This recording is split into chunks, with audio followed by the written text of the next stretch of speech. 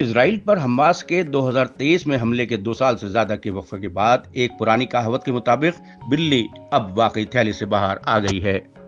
وال street general نے گزشتہ ہفتے کے اواخر میں مبینہ پروجیکٹ سن رائز کی تفصیلات شیئر کی ہیں۔ مجوزہ تجویز یہ ہے کہ جنگ زدہ غزہ کو اگلی 2 دہائیوں میں ایک ہائی ٹیک پرتعیش ساحلی مقام کے طور پر دوبارہ تعمیر کیا جائے اور اسے ممکنہ عطیہ دہندگان اور سرمایہ کار ممالک کے لیے پیش کیا جائے تاکہ وہ اس میں سرمایہ کاری کر سکیں۔ بظاہر پہلے 10 سالوں میں $112 بلین کی لاگت والے اس منصوبے کو امریکی صدر ڈونلڈ ٹرمپ کے داماد جیریڈ کشنر اور مشرق وسطی کے امریکی سفیر اسٹیو وولف کی سربراہی میں گزشتہ 45 دنوں کے دوران ایک ٹیم نے تیار کیا تھا۔ وال اسٹریٹ جرنل نے امریکی حکام کے حوالے سے رپورٹ کیا ہے کہ ابتدائی طور پر امریکہ $60 بلین فراہم کر کے پروگرام مضبوط کرنے کا عہد کرے گا اور ساتھ ہی یہ بھی یقینی بنائے گا کہ غزہ اس تجویز کے کچھ حصوں کے لیے فنڈز خود فراہم کر سکے۔ 32 صفحات پر مشتمل پاور پوائنٹ سلائیڈز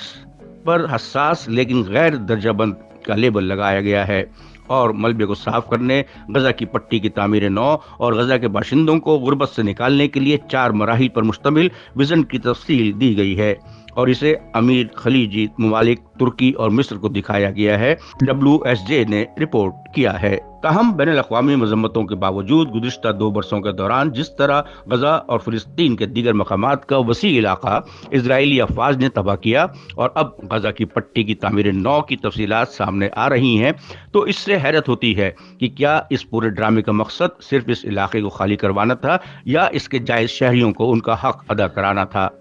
یا شروع سے ہی یہ منصوبہ تھا کہ غزہ کو فلسطینیوں سے آزاد کرایا جائے تاکہ اسے AI اور جدید ٹیکنالوجی سے لیس کر کے صحرا میں ریویریا یا سنگاپور کے طور پر دوبارہ تیار کیا جا سکے۔ اس پورے منصوبے میں صرف ایک ملک یعنی کہ ایران ان کے لیے خطرہ بن کر ابھرا، لیکن جب ہم پروجیکٹ سن رائز کا تجزیہ کرتے ہیں تو کیا اس سے یہ ظاہر نہیں ہوتا ہے کہ اسرائیل پر حملہ کر کے ایران نواز حماس نے مغربی ممالک کو ان کا اصل مقصد حاصل کرنے میں مدد مہیا کرائی ہے؟